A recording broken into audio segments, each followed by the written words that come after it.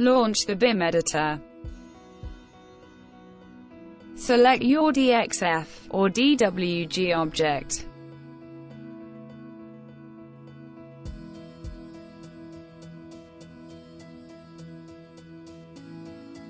Import the area plan drawing, choosing among the supported formats.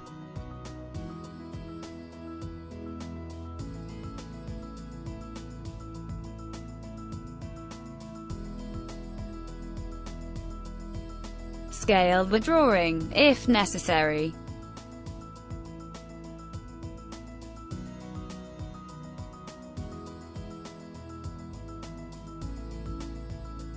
Set it into position.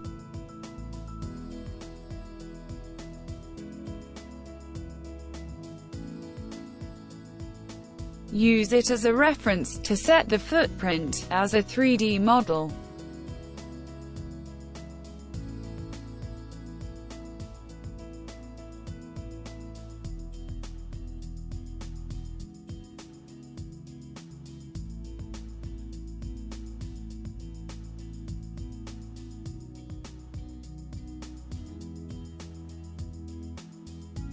View the 3D area plan.